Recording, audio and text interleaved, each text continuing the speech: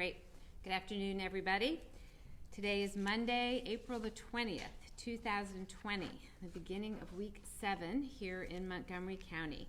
I am here today with my fellow commissioners, Ken Lawrence, our vice chair, Commissioner Joe Gale, Dr. Brenda Weiss, administrator for our Office of Public Health, and regional EMS director, and I am Dr. Val Arkush.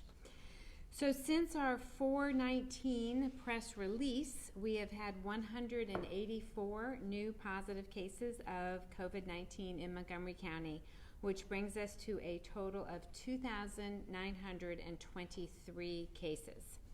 These positive individuals are from 33 municipalities, none of which are reporting new cases. This keeps us to 61 of our 62 municipalities that are home to individuals with COVID-19. The individuals today range in age from 5 years old to 99 years old. And as always, you can check our county map at montcopa.org/COVID-19 for an updated geographic listing.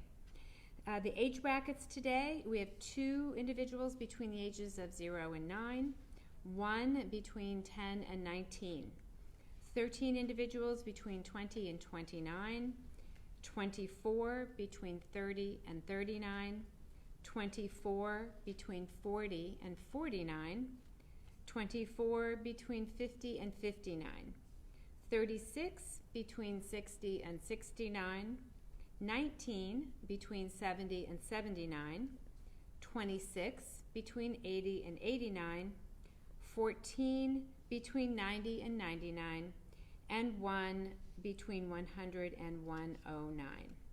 There are 104 females and 80 males. 3 were known to be hospitalized, 2 known to be at home in isolation, and 179 we don't have information on. I am also saddened to confirm that 9 more Montgomery County residents have lost their lives to COVID-19, which brings us to 164 deaths. From what we know, 1 died in their residence, and 8 we don't have information on. They ranged in age from 61 years old to 94 years old. Overall, to date, 80 females and 84 males have lost their lives to COVID-19. 9 have been Asian, 2 are Asian Indian, 3 are Asian Korean, 17 are African American or Black, 62 are white, and 71 is unknown. Our most recent data on our hospital beds is that every hospital in Montgomery continues to have open beds. This is great news for our county, and a huge thanks to each and every one of you who are abiding by our social distancing guidelines. As you know, we have been tracking the increasingly serious situation in our Montgomery County correctional facilities. Today, we have 82 facilities that are reporting positive cases of COVID-19 in their staff and residents. 44 facilities have 1 to 5 cases. 11 facilities have 6 to 10 cases. 5 facilities have 11 to 15 cases. 4 facilities have 16 to 20 cases. 1 facility has 21 to 25 cases. 1 facility has 26 to 30 cases. 5 facilities have 31 to 35 cases. 3 facilities have 36 to 40 cases. 3 facilities have 41 to 45 cases. 1 facility has 46 to 50 cases. 2 facilities have 51 to 55 cases. 1 facility has 61 to 65 cases, and 1 facility has 76 to 80 cases. These total to 707 cases among residents and 360 cases among staff. I just want to remind you that not all of these individuals are Montgomery County residents, particularly when you look at the members of the staff, although some of the residents at these facilities are also not Montgomery County residents. So these numbers don't tie directly back up to our total county cases, but we're tracking these cases separately to give everyone a snapshot of the challenges that are currently being faced in our long-term care facilities and other congregate care settings. 100 deaths of Montgomery County residents have occurred, and these are Montgomery County residents, in relation to these long-term care facilities, which today is 61% of our total deaths. We continue to be in daily communication with these facilities, offering our assistance. We have continued to assist them with requests for personal protective equipment, although at this point the state has largely taken that over. We continue to offer to come in. We have a team that is hoping to go into some of the more seriously impacted facilities to offer guidance and any help that we can. And we are now in day 3 of receiving information from real-time medical systems monitoring. Every day we're getting additional facilities that are signing on for this monitoring. We hope to be able to use this monitoring as a help to the staff on site at those facilities. I want to give you an update today from the Montgomery County Correctional Facility. We learned this morning of an additional inmate at the correctional facility that has tested positive for COVID-19, bringing the correctional facility to 4 inmates that have tested positive for COVID-19. We do have 2 additional individuals for whom we are awaiting test results. All of these individuals are in isolation and happily currently stable. The cellmates of all of these individuals are currently asymptomatic and also in quarantine. As a result of potential exposure, we have a total of 217 individuals in quarantine, all of whom are asymptomatic. Since the President Judge issued the initial March 12, 2020 order declaring emergency, the population at the Montgomery County Correctional Facility has gone from 1,342 to 979 today, a net decrease of 363, which represents a 27% decrease. The average number of daily commits is now around 5 to 6 per day, compared with 28 per day before March the 12th. The Montgomery County Community College, community-based drive-through testing site, has been open and running smoothly since last Thursday. To date, 747 individuals have been tested at that site, and we have received results on 550 individuals, which represents 74% of the total having been tested. I'm very pleased to note, and you may note this if you've been following closely, that we are getting the results back more quickly with this second site than we were at the first site. So we are extremely pleased about that.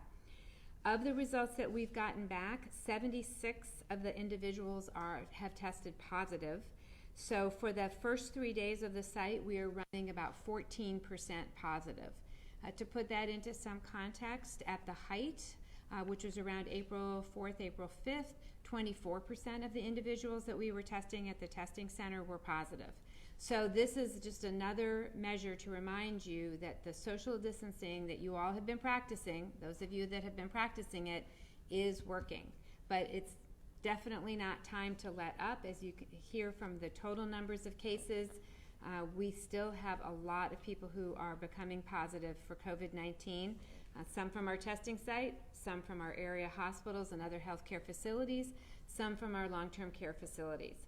So we are by no means over this yet, and we need to all continue to keep practicing the social distancing that you have been practicing. The site will be open tomorrow, Tuesday. There is some bad weather, pretty bad weather actually, predicted for tomorrow. But for now, we're assuming the site will be open, and appointments can be made starting at 8 a.m. tomorrow morning, either online at montcopa.org/COVID-19 under the Green County Testing Information button, or by calling 610-631-3000. So today I want to answer some questions, a lot of questions that I've gotten about high school graduation. And I say this to you as a mother of 2 that are seniors in high school. This has been the hardest decision to have to make for so many people. But earlier this afternoon, I was on a call with all of our area school superintendents, And this is certainly the question that's top of mind for them, is can we have in-person graduations? And the answer to that is no. By late May, early June, there really is no scenario at this point that we could predict that would allow large numbers of people to come together for a gathering like a high school graduation. I will tell you that our superintendents have been amazing through this. They were amazing at the beginning when they quickly shut down, and frankly, I think really helped save Montgomery County from looking like New York City has been looking. They've been extraordinary in their leadership, and they understand that it is not safe to have the traditional high school graduations at this time. However, they are each coming up with really great creative ideas to honor our graduating students, and so look forward to hearing from them about the plans that they're putting in place. And we're all in this together. All of our 22 superintendents are in this together. We all agree that this would not be safe. And we have to put this into the context of the risk-benefit ratio. Hopefully by the end of May, beginning of June, we'll be in a different place with the number of new individuals that are turning positive, and it'll be in a better place, and we'll be really starting to think about how we can start to relax some guidelines. But to bring hundreds of people together to celebrate a graduation could, with one or two of those, completely undo everything that we will have achieved by then. So it's sad news for all of us, but absolutely necessary news. And I hope that you will support your school boards and your superintendents, because they're making the right decisions. So get creative, as I know you all are, and send them your ideas of how you could honor our graduating seniors in a way that will be special but distant. I also want to mention today that another very special group of people, which are our medical laboratory professionals. This is Medical Laboratory Professionals Week. These are probably not people that you think about every day, but our medical laboratory professionals are among the unseen and unsung heroes in the fight against COVID-19, as they comprise the backbone of the medical laboratories that are conducting the testing for the coronavirus. According to the Bureau, there were 335,700 medical and clinical laboratory technologists and technicians employed in the United States in 2016.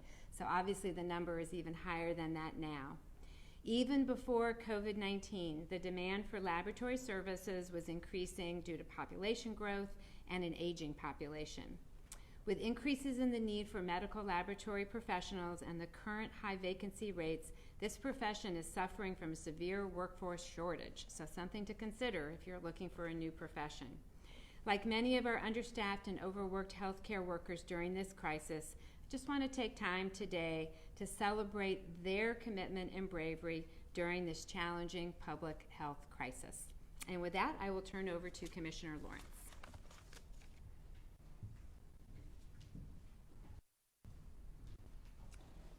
Good afternoon. I'd like to provide an update on the Monco Strong Small Business Grant Program. This program was launched by our Commerce Department on April 8th, and it is a $1 million grant program created to assist small businesses meet rent, payroll, and other obligations during the COVID-19 closures. In 6.5 hours on April 8th, the Commerce Department received 1,520 applications, amounting to $33.7 million in grant requests. At least one grant application came from every municipality in Montgomery County. The initial review process took 6 days with the help of 30 county employees. Tomorrow, all grant applicants will be notified of the status of their application. 43 grants will be awarded, totaling $997,443.15. These were all awarded by unanimous decision, and all awardees are receiving the full amount that they requested. Businesses receiving grant awards are representative of the entire cross-section of our county's economy, including anchor businesses and central business districts throughout our county, manufacturers involved in producing important materials to address the global pandemic, along with that are providing important services to ensure public health, public safety, and the general well-being of our residents and communities. small retail establishments working to sustain during the economic turndown, and heavily disrupted services such as construction, daycares, personal services, instrumental in the long-term economic recovery process. There are also restaurants and hotels that provide a significant portion of our workforce jobs. Awardees will be contacted via email from the Redevelopment Authority in Montgomery County to begin the grant contracting and disbursement process. And a full list of the awardees can be found tomorrow at www.montcopa.org/MontcoStrongSBGP. I also want to share today some information about mental health services that are available. Family Services is now offering virtual visits through the Positive Parenting Program, Triple P. Triple P is open to all parents and caregivers in Montgomery County with children from infants to 18 years old. We know this is a challenging time for your families. You may feel isolated, unsure of how to manage challenging behaviors, or you might like ideas for creating or maintaining family routines. Virtual visits are flexible and can be held during morning, afternoon, or evening hours. And for more information about this program, please contact Jessica Sublet at jsublet@fsmontco.org, JSUBLETT@fsmontco.org, or you can call or text 484-938-8558. 484-938-8558. I'd also like to give a shout out and a thank you to all the behavioral health and drug and alcohol providers in Montgomery County who are working hard to continue to provide essential health care services. For anyone with medical assistance or who does not have health insurance, there are community behavioral health centers located throughout the county that can assist you. Please call 610-278-3642 to locate the provider in your area. And for children, in addition to the treatment services available through insurance and medical assistance, the Student Assistance Program is available via telehealth at no charge to assist any public school age student in grades K through 12. These services are available now and will be continuing to be available to assist students. To access this service, go to the county's COVID-19 website for the Student Assistance Program or call 1-610-278-3642. We'd also like to share that to address the mental health and emotional well-being concerns of our nation's first responders and healthcare workers, Magellan Behavioral Health has opened a free national 24-hour crisis hotline that is answered by certified licensed mental health. So please call 1-800-327-7451 if you need to talk. And that's for our first responders and healthcare workers. And for any citizens in Montgomery County, if you're feeling overwhelmed or having a mental health emergency, you can call the Montgomery County Mobile Crisis. It's available 24 hours a day, 7 days a week at 855-634-73. And I was also asked to talk about the importance of exercise today and physical fitness and the benefits that that provides to your mental health. So something as simple as walking, stretching, finding free online workouts that match your individual level of fitness can managing stress and staying positive, and can provide another way to enjoy family time or enjoy time by yourself if you prefer to work out that way. So start out slow if you haven't been working out, and follow social distancing guidelines if you're exercising in public space. Today's not the best day for it, but this weekend I saw people out on the trail, so please remember, stay at home doesn't mean you have to stay inside all the time, as long as you practice social distancing. And with that, I'll turn it over to Commissioner Joe Gale. Good afternoon. I am Montgomery County Commissioner Joe Gale. The Pennsylvania Department of Labor and Industry has announced that Pennsylvanians who are self-employed or independent contractors can begin filing claims for pandemic unemployment assistance. Pandemic unemployment assistance is a new expansion to the unemployment benefits provided by the Federal CARES Act. Individuals eligible for this assistance include self-employed, independent contractors, those working for religious organizations, including clergy, and people without sufficient work history to qualify for regular unemployment compensation. For this assistance, you will need to provide documentation that verifies that COVID-19 is the reason you cannot work. This could be documentation from medical professionals regarding diagnosis or isolation instructions for you or a person in your home, or notices from the government regarding closure of businesses or stay-at-home orders. You can also provide notices or emails from businesses with whom you had an existing contract stating that your services are not needed due to shutdowns, or documentation from a prospective employer that includes a start date, hours, and pay for a job offer that was canceled or delayed. You will also need to provide proof of your self-employment, such as copies of paycheck stubs, bank receipts showing deposits, 1099s, billing notices provided to your customers, or recent advertisements for your business or services. And lastly, you will need information that shows your previous income. That could be tax returns, paycheck stubs, bank receipts, contracts, invoices, or billing statements. Pennsylvanians who meet this requirement for pandemic unemployment assistance can apply online at www.uc.pa.gov. Again, that's uc.pa.gov. The Department of Labor and Industry expects to begin making payments to approved claimants within 2 or 4 weeks after they submit their initial claim. Again, if you are self-employed or an independent contractor, you can submit an application for pandemic unemployment assistance at uc.pa.gov, and questions can be sent to ucpua@pa.gov. That email address for questions is ucpua@pa.gov. Thank you, and I'll turn it back to Commissioner Arkush. All right, one clarification. Apparently, when I started talking about long-term care facilities, I accidentally mentioned the Montgomery County Correctional Facility. So let me be clear that those numbers, the cases, etc., the 707 cases being residents and the 360 being staff are from long-term care and other congregate facilities. Dr. Arkush, today's the first full day of Pennsylvania's new rules for essential businesses, including the mask, wearing the mask. What kind of enforcement do you expect out of places in Montgomery County? Police? Does it involve stores policing themselves? Are there any other plans that were discussed?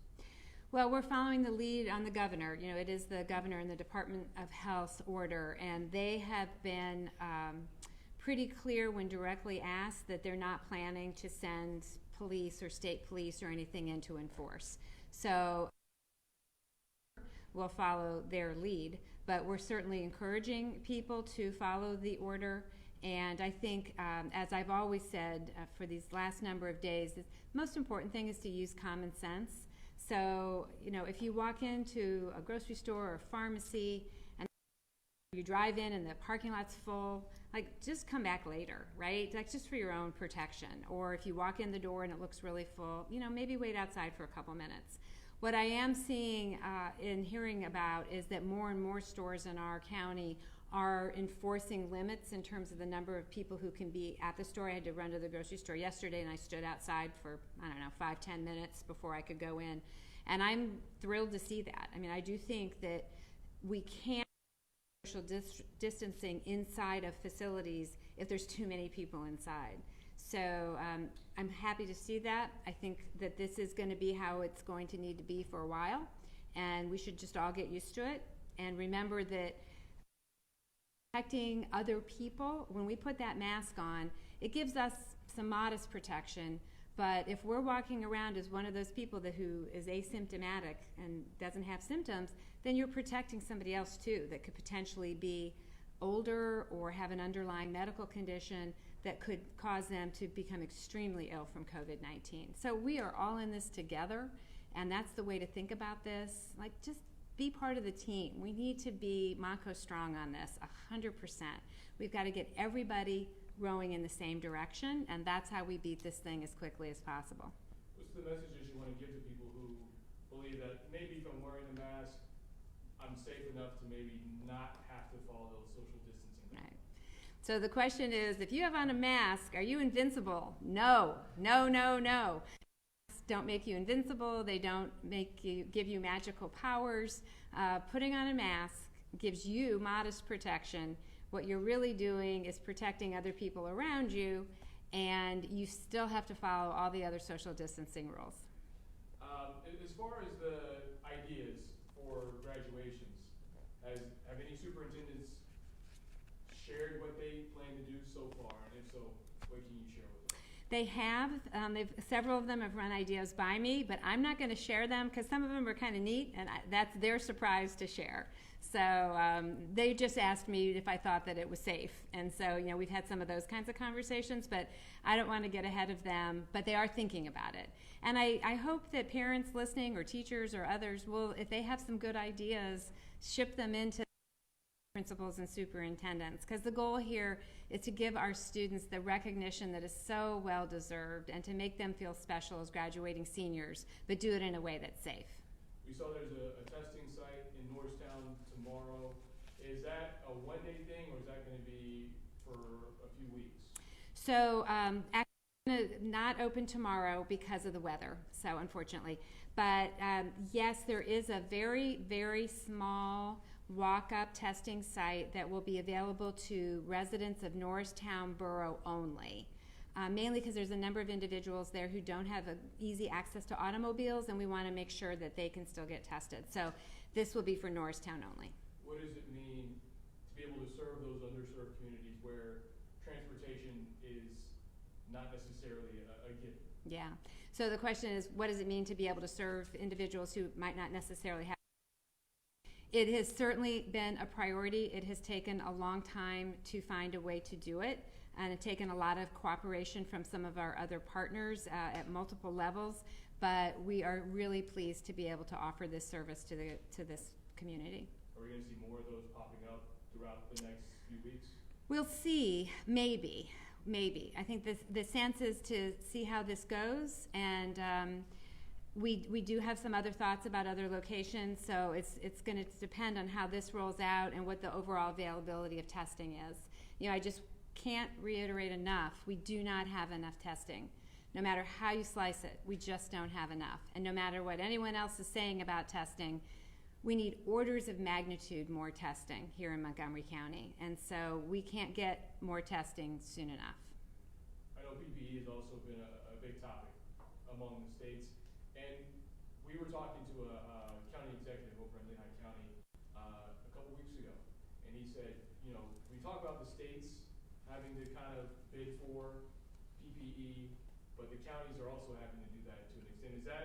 Is Montgomery County having to do that? Are you good with that? And if so, how does Montgomery County kind of function with trying to get more PPE in a situation where you're kind of having to, not necessarily go against other counties, but bid against other counties? Yeah.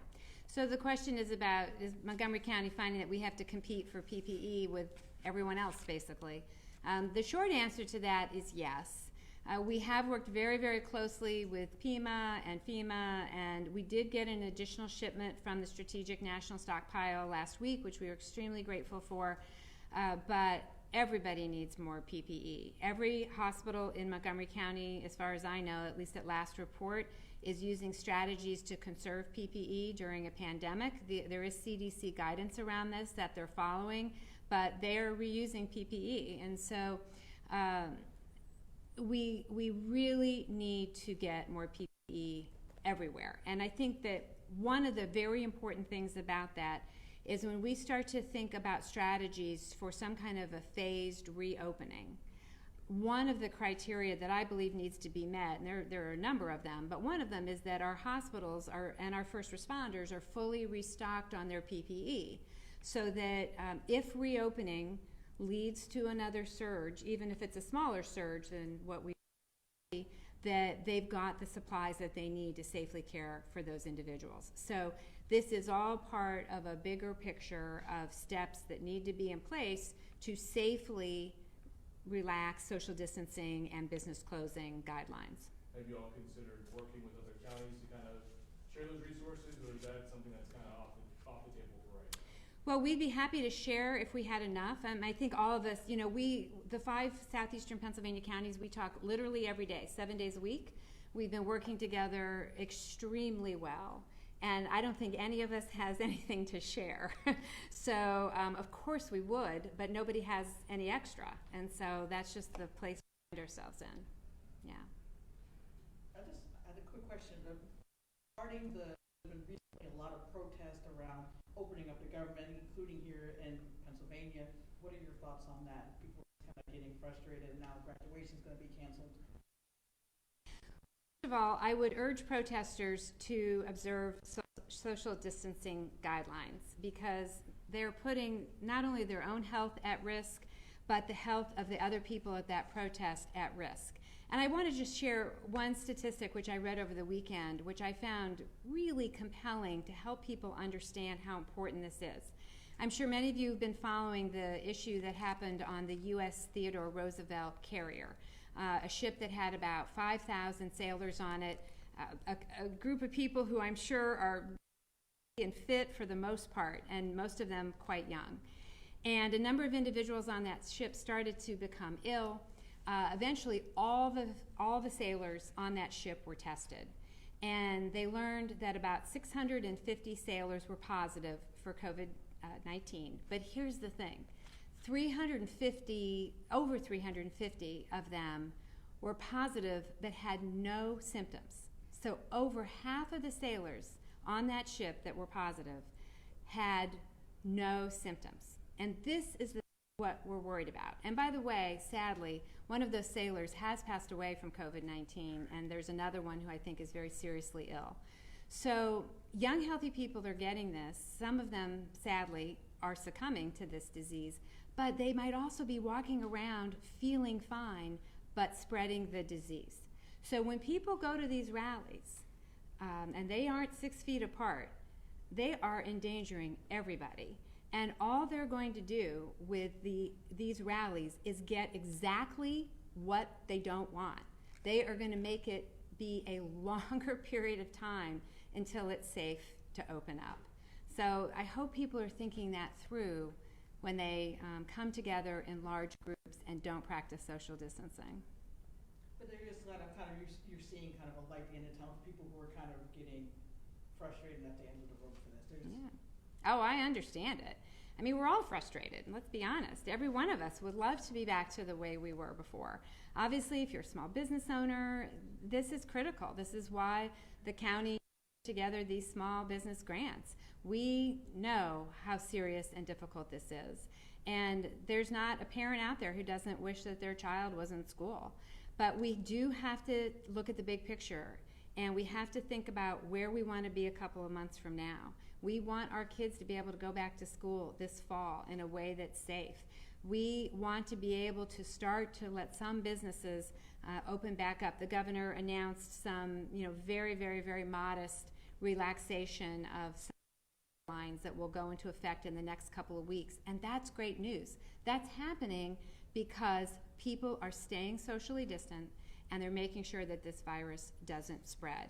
So, as I've said from the very beginning of this, the quickest way to end this is to take a lot of pain now and stay home and get this thing down to some very, very low level where the number of cases are manageable, where contact tracing can be done so that we can start to safely open up businesses. But to continue where we're at now with cases that number in the 100s every single day, and 8 to 10 or so deaths every single day, that could quickly be doubled if people don't stay home. So unfortunately, that's just where we're at. Hopefully, some of these clinical trials that are working on treatments will be successful soon, and hopefully within a year or so we'll have a vaccine. But we are going to have to behave differently until some of those things are the case. Teresa? There's two questions from Jim Melhart. There's been a concern about the accuracy of the cell tests. Is there a reason to question the 14% positive rate as compared to the upper doublings of it? So the question is about the accuracy of the self-swab test. Do we have any concerns that they're not as accurate? So we've been told that conducted properly, the self-swab test is just as accurate. I would point out that the last couple days that we have data from the site at Temple Ambler in Upper Dublin, we were running about 16% positive. So the fact that we've come down a little bit, and there was almost a full week there where we didn't have testing, I think that that's pretty consistent, that we're now even a little lower, because for the most part, people in Montgomery County and in our immediate region have been staying home and practicing social distancing. So that's encouraging. What we are watching, though, is the number of samples that the lab says are insufficient, meaning that there wasn't enough of a sample on the Q-tip that they could run the test. We've had that also at the Temple Ambler site. We're keeping a close eye on that number at this site just to see if it appears that number is higher than it was at Temple Ambler. There's always going to be some people that just don't swab well enough, whether someone else is doing it to you or you're doing it to yourself. So we're going to keep a close eye on that, and that will help give us a sense of whether or not there's a difference in the actual technique. The second question from Jim Melworth. Hearing some hospitals are starting to get overwhelmed in Philadelphia. Are any Montgomery County hospitals assisting any of those hospitals? The question is from Mr. Melward that he heard that some hospitals in Philadelphia are starting to get pretty full, I guess. And the question is, are Montgomery County hospitals helping them? I don't have that answer. I will have to check with our hospitals. I know that our hospitals here in the county are all okay. They all have beds. I do not have an answer as to whether or not they are taking patients from Philadelphia. I have to ask them. Is that it? Okay. Anything else? Okay, great. Thank you all. See you tomorrow.